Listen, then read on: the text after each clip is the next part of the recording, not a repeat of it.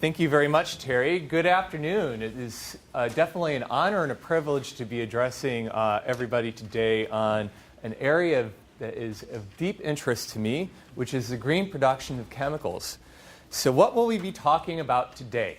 What is the topic for today? Well, briefly to outline what we're going to do, I'm going to define what green chemicals and green chemical production is, discuss a couple of the research projects and initiatives we have ongoing here at Kettering University, and discuss some of our future work. So what is green processes? What is green chemical production? Well, it's not making green chemicals as in the color green.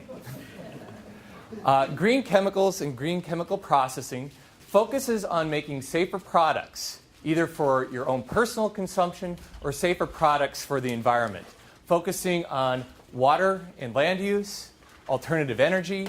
You could focus on gentle solvents, which will be a subject of discussion here for our talk. But mainly, we're looking at lowering the environmental impact to leave the world a better place for future generations. So how does green chemistry and green chemical engineering processes touch you in your day-to-day lives? Well, let's take an example of something that I think everybody might have taken a chance to partake. Who drinks coffee or tea? All right. Who drinks decaffeinated coffee or tea? Okay, fewer people, but some people still enjoy that. We've been producing decaffeinated coffee and tea since prior to the 1930s.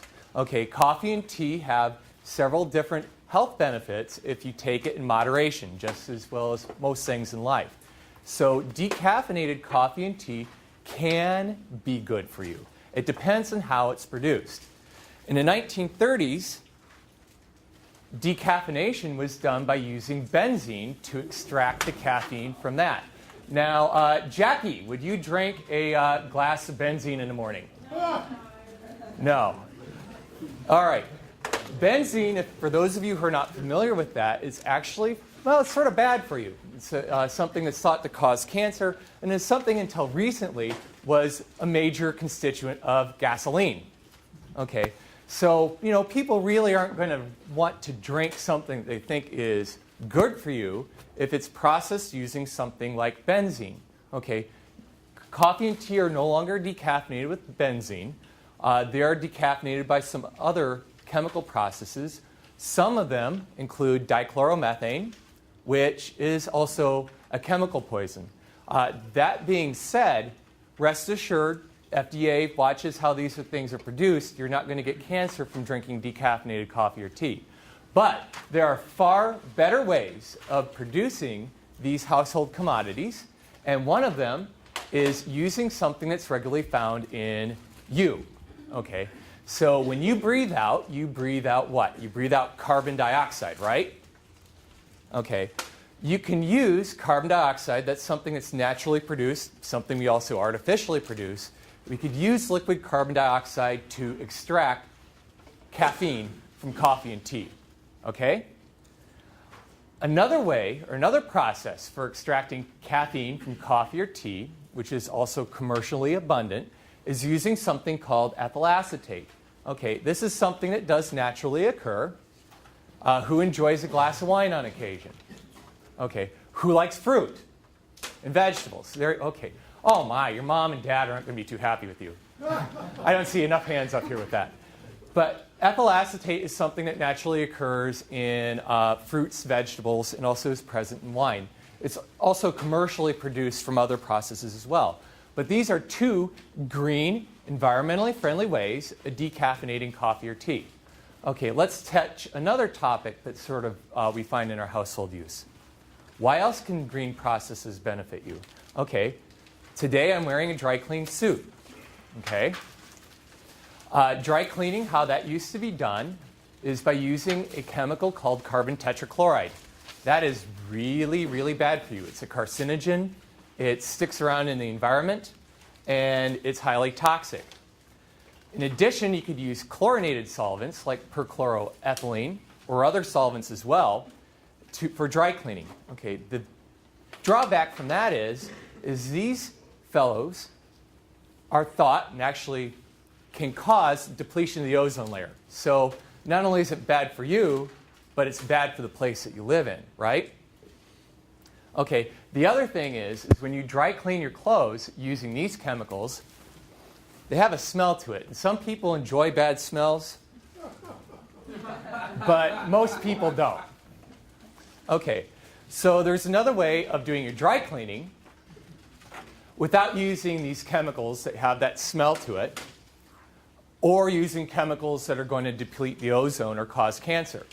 Okay, one way to do that is using, once again, carbon dioxide. That's something that, remember, you breathe out. And you could do dry cleaning that way. And there's several different dry cleaners that actually will feature that and advertise that. In addition, you can use derivatives from biodiesel production. Okay, that's also a natural process. Well, actually not natural process, but is a process that uses naturally derived compounds. You can use the byproducts for that for producing dry cleaning aids. Okay, so how do we green these processes? Well, I'll be honest with you. Most of the low-hanging fruit has been picked. You don't really see many chemical plants with a lot of black smoke coming out the top anymore. In addition, companies are very hesitant to implement process technologies that even adds a penny or a nickel or a dime to their process. Why? Because when you produce something that adds a penny or a nickel or a dime to 1 kilogram of something, and you're producing 2 billion kilograms a year, well, that adds up to a whole pile of money pretty quick. So how you have to entice this and make these changes is to do something that's not going to increase cost, but actually allow them to generate the nickels and pennies and dimes that they can keep in their pocket or pass along to the consumer. Okay, there's a myriad of different ways to do that. One way is to change the chemicals that you use. You could change the chemical reactions that take place. You can look at trying to minimize the production of the toxic compounds that you have to ultimately take care of or remediate. You can also focus on energy usage, or you can change the solvents that you use. Okay, solvents. Solvents are very important to a chemical engineer.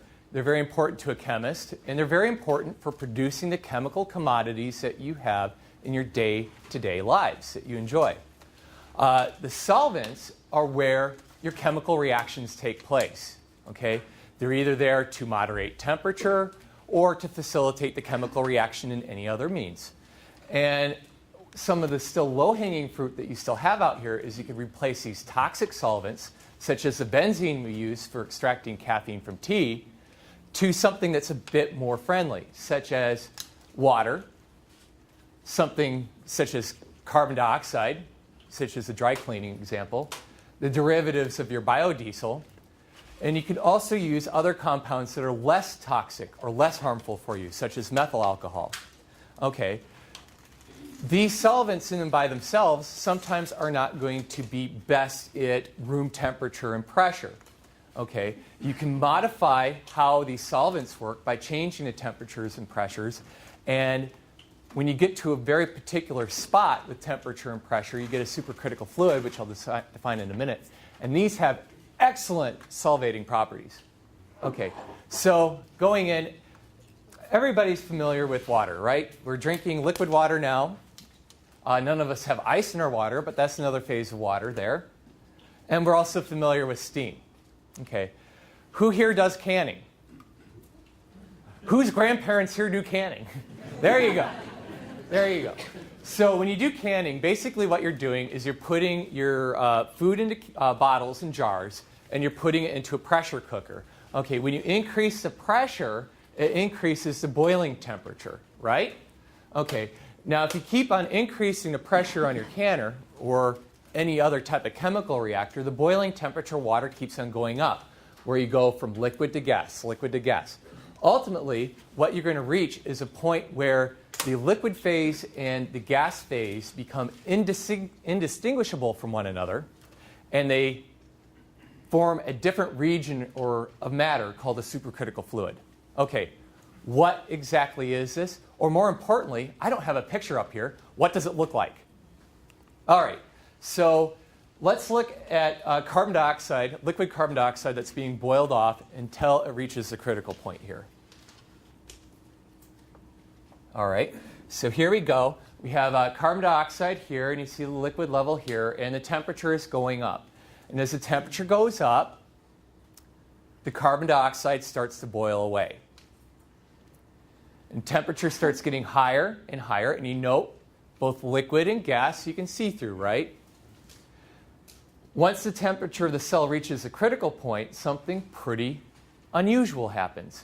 Instead of being clear, it becomes, give it a second, it becomes transparent. And this is called critical opalescence. In most chemical species, carbon dioxide, methane, water, all do this. They might be slightly different colors, but they go from transparent to opaque. So what exactly is going on here with that? Well, what exactly is going on indeed? Okay. So the properties change quite a bit when you go from liquid to gas, okay? And they change considerably more when you go from a liquid-gas mixture up into the supercritical region. So let's take an example. Let's pick on water again. I see everybody has water bottles in here, so that's a good compound to pick on. Okay, do oil and water mix at room temperature?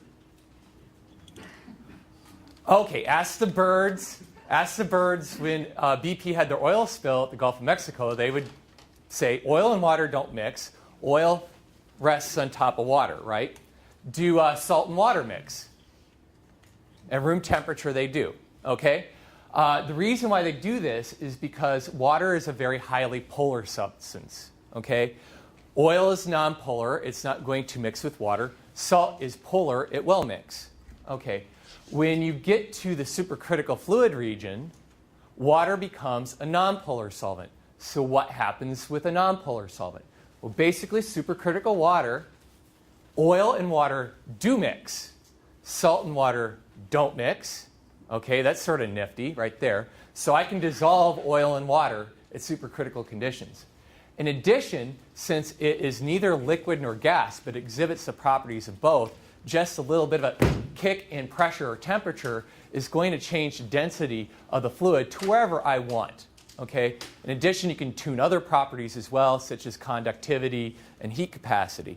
The other nifty thing with supercritical water is oxygen dissolves in any portion. Okay? So instead of water being a fire extinguishing medium, like when you have a structure fire, you actually can set fires in water with supercritical water. And that's one thing that we do, and actually one thing we could do here at Kettering. Okay, so this sounds really exotic, right? Okay, well, the thing is it actually occurs. It's something that we use in industry, and it's something that's fairly nifty to make things greener, to replace those toxic solvents that we talked about with something a bit more friendly.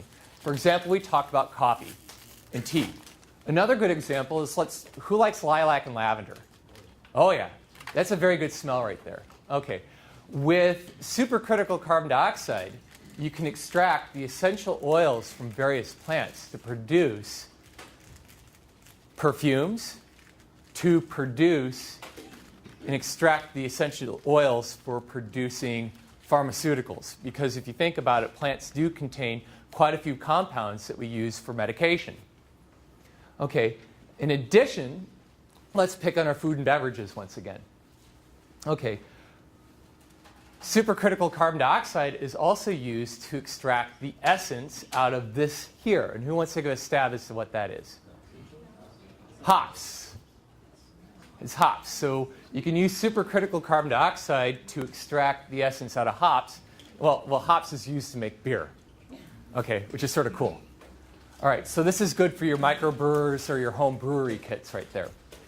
In addition, supercritical water and other fluids are used in power generation for next generation. Actually, they're being considered for generation for nuclear power stations in East Asia. And they're also found in deep sea ocean vents, which we can replicate here in Kettering University. And they're found in planetary atmospheres such as Saturn and Jupiter. Okay, so this is a bit more commonplace than you actually would suspect. There's a lot of different other uses that you can do with supercritical fluids, which are pretty nifty. Okay, first off, you can reform, which basically is convert a hydrocarbon into hydrogen. Second off, you can do a wide variety of different things, such as infusion, so blending different chemical species into the plastic that you use for bottles, and a wide variety of other processes as well. Okay, So where does the reaction engineer come in? Because a lot of this has actually been physics up until this point. Some of it has. Okay, this is where the chemical engineer comes in. Okay, and for those of us who are engineers, we're very familiar with what driving forces are, right? Outside of the things that make your car go, or just driving around, for a chemical engineer, driving forces are going to be, for chemical reactions, they're going to be temperature, and they're going to be concentration. Okay? In addition, for the chemical engineer to make money, you have to know what goes in, and you have to make a lot of what you want to have come out. You have to do this in a way that you can predict how quickly it goes, which is your reaction kinetics. In addition, you have to select your right reactor in order to conduct your work in. And you have to do it in an optimal way to make your company money. All of this is encompassed by focusing on the safety aspects to make sure that nothing unwanted happens. Okay, so what is some of the work that we have going on here at Kettering University? Well, the first project is a continuation of my work from the Missouri University of Science and Technology. And here we're looking at the conversion of ethanol to hydrogen. And it's something that Dr. Alessandro Hernandez de la Pena and I are working on to do the regression analysis to figure out how quickly these things go along. Because if you know how quickly they go on, then you can predict what's going on, which means you can build a chemical plant around it, right? So here we're looking at kinetics. We want to see the optimal reaction going the fastest as we can, well, to an extent. And basically what the process technology is looking at is we're converting that stuff that Homer Simpson likes, one of his favorite beverages. We're converting beer into hydrogen. Hydrogen is used to run fuel cells. It's also used as a rocket fuel, right? And what we're looking at here is a non-conventional technology. Okay, so how is this work done? Okay, the first part with the pilot plant's coming into the talk, which I hope that might be some of why you're here, outside of a good free lunch, right? All right, so how this is evaluated is using a test reactor here in a flow system. Okay, so basically you feed your for the better word of it, a beer mixture into here at high temperature pressure, supercritical water conditions. It's going to react in this reactor, and it'll come out, and you'll get hydrogen and a wide variety of other chemical compounds out. So that's how you evaluate these types of chemical processes before you build a chemical plant, okay? Is these small test beds here like that. Or maybe not so small test beds. Okay, this looks like a bunch of spaghetti. And I want to make a point with this. There's a wide variety of different chemical reactions that can occur when you put your beer into a reactor. A whole bunch of them. And these are the catalytic reactions. Catalysts are what can be used to facilitate and enable reactions. Okay, they're made out of things that you might want to buy for your significant other. Okay, like platinum and palladium. Okay, those are good for engagement rings. Or nickel, which we carry in our pockets. What we're looking at is not using these expensive catalyst materials. Okay, so that's going to decrease the operating costs there. So we performed some experiments in Missouri, gathered data, and what we found from this whole set of reactions here, we actually have like 2 or 3 dominant chemical reactions that occur. Okay, keep in mind our main product is hydrogen. That's what we're after. Okay, here what we found is 2 reactions go forward. One, you take 1 ethanol and you get 6 hydrogens out. Oh, that's fantastic. I would go for 6 for 1 any day. All right. Another reaction, you produce 2 hydrogens for 1 ethanol. Well, I would still go for 2 for 1. It's better than none for 1, right?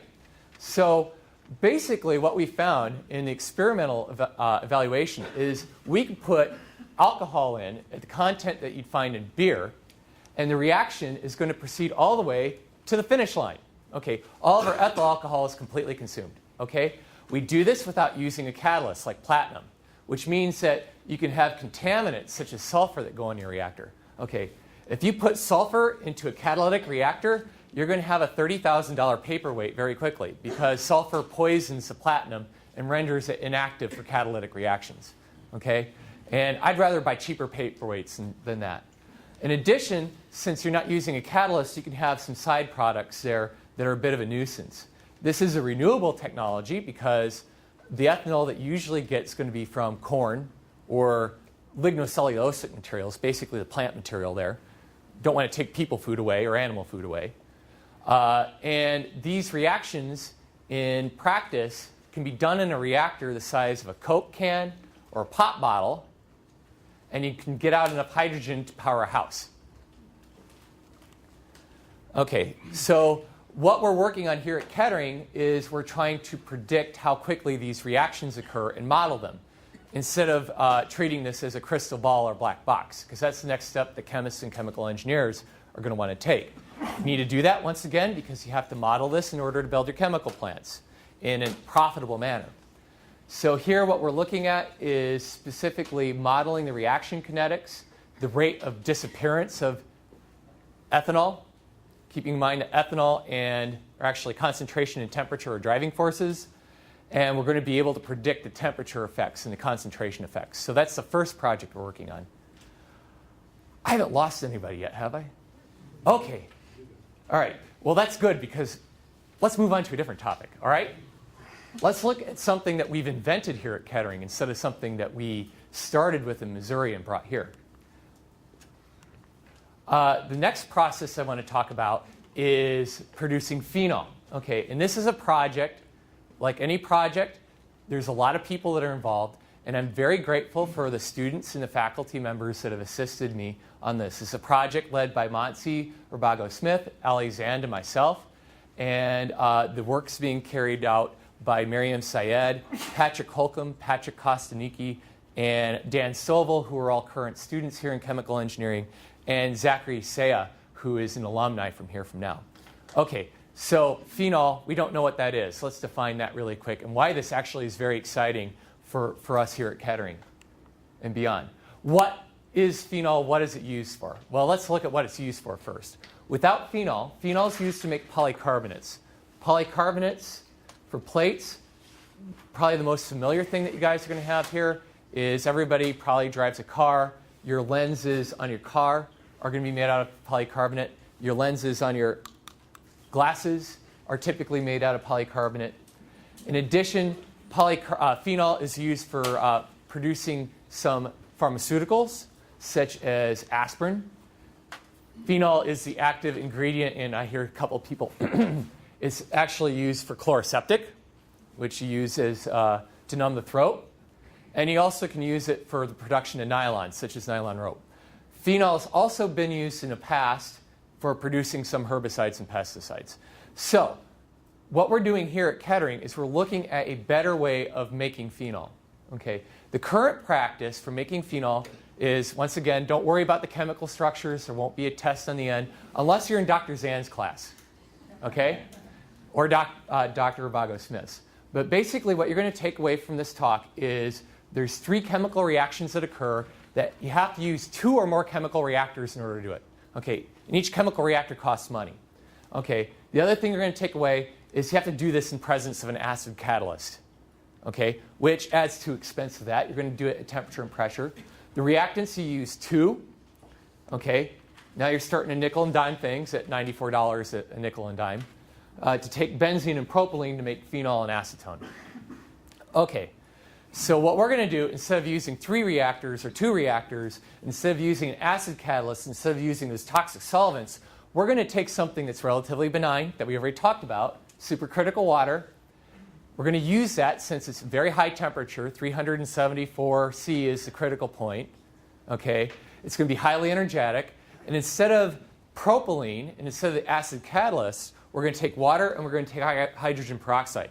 Okay? That you can buy at the drugstore. And that is like 54 cents a liter. Okay, that's pretty cheap.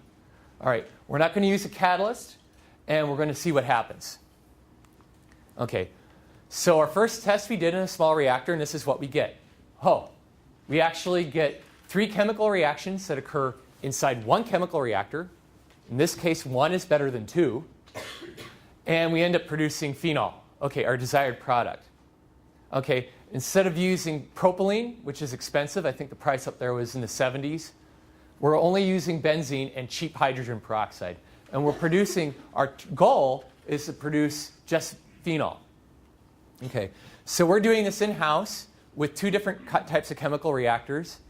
And when we've done this, we found that we get a couple different products. We get phenol, which is our major product, diphenyl, which is basically the reaction of 2 benzenes together.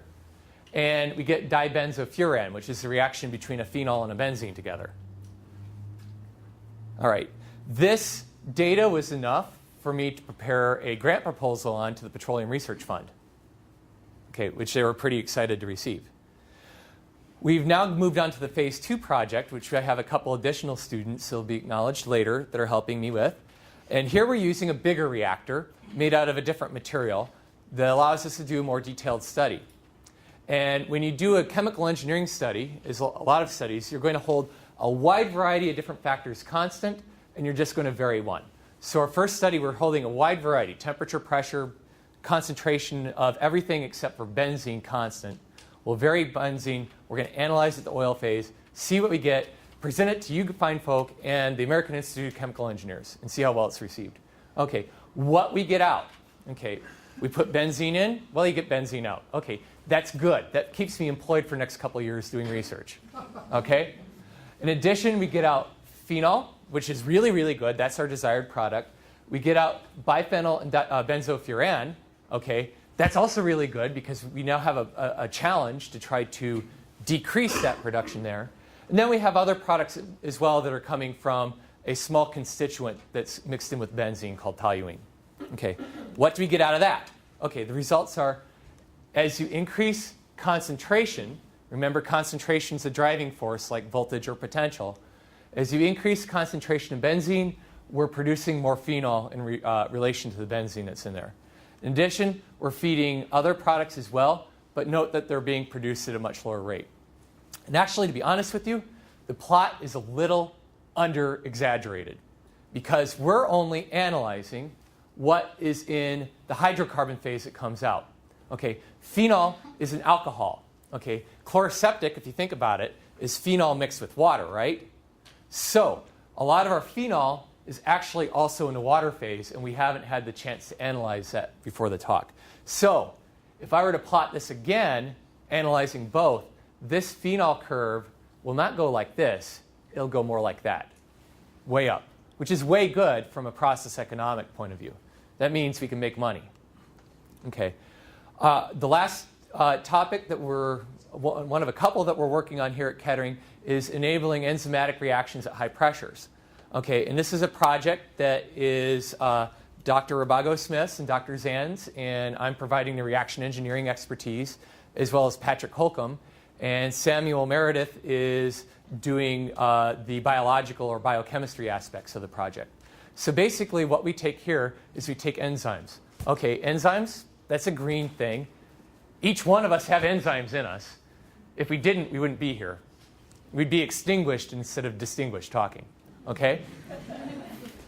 So enzymes are used for catalysis,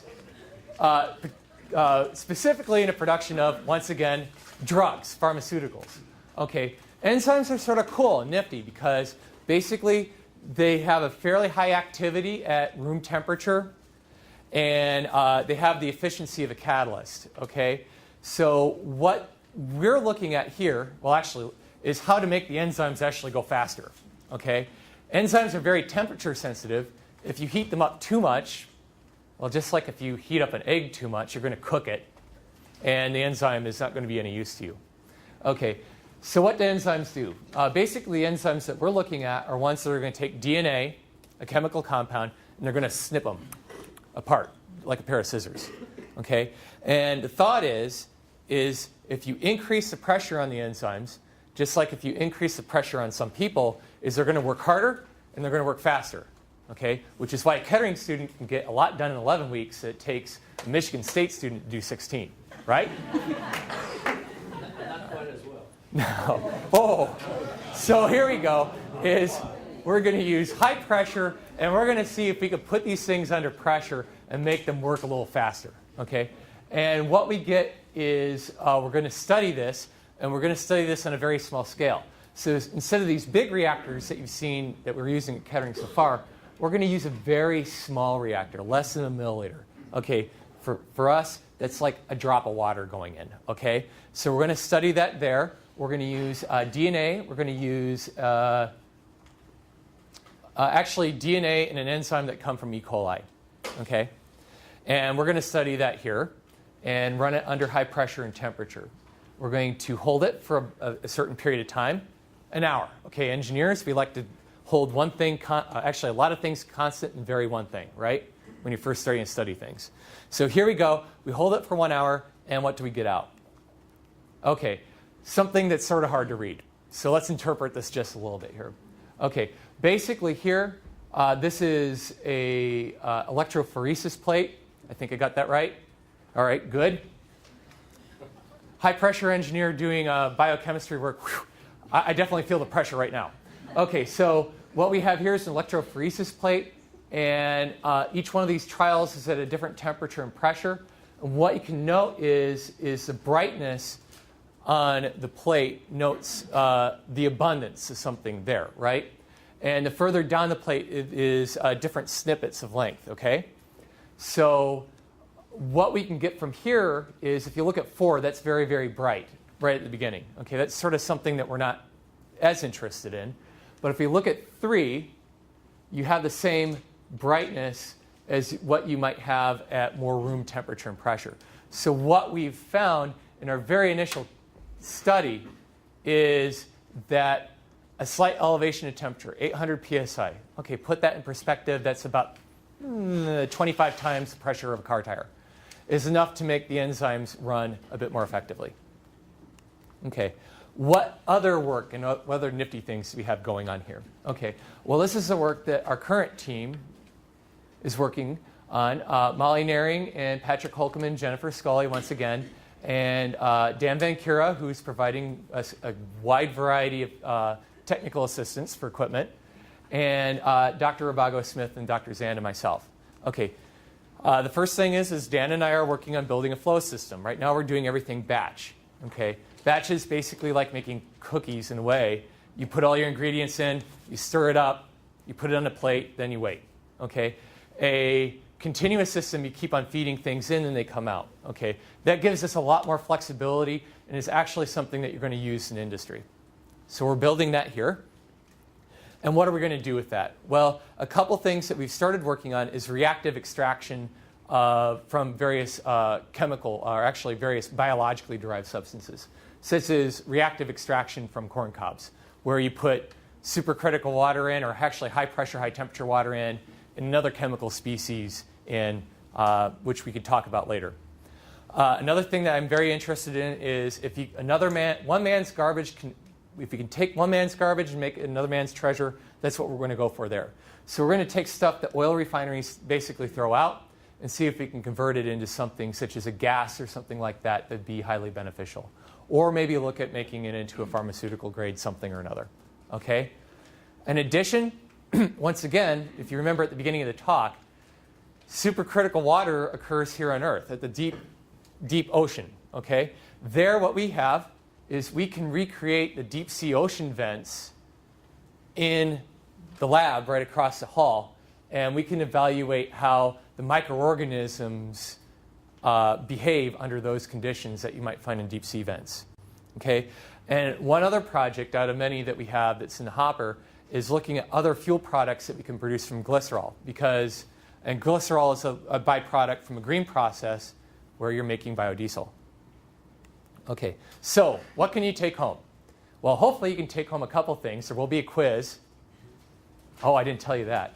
Okay, first off, supercritical fluids exhibit both liquid and gas-like properties, and they can be used as versatile and green solvents. Okay, remember, extraction from tea, dry cleaning, running nuclear reactors, producing phenol. Okay, the thing with phenol, we can produce that in supercritical water. It's the subject of funding right now. And phenol is used for medication. Phenol is used for making polycarbonates, such as lenses and glasses, things like that.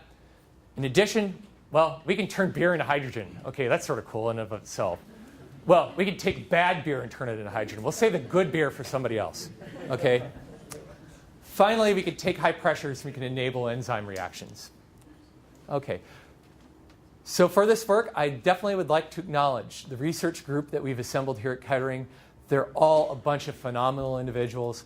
Without the effort of each one of you, I could not be standing before this audience today, and I want to express my sincere gratitude and thanks. Thank you very much.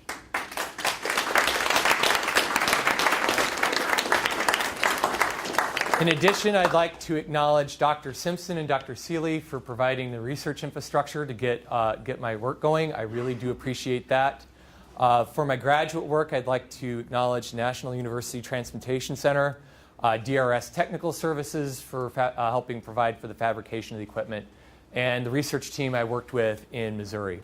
And finally, I'd like to thank the National Science Foundation and the team of co-investigators for the grant proposal on that, because we're going to have a very nifty tool to enable quite a few great projects here between the group of us in the coming years.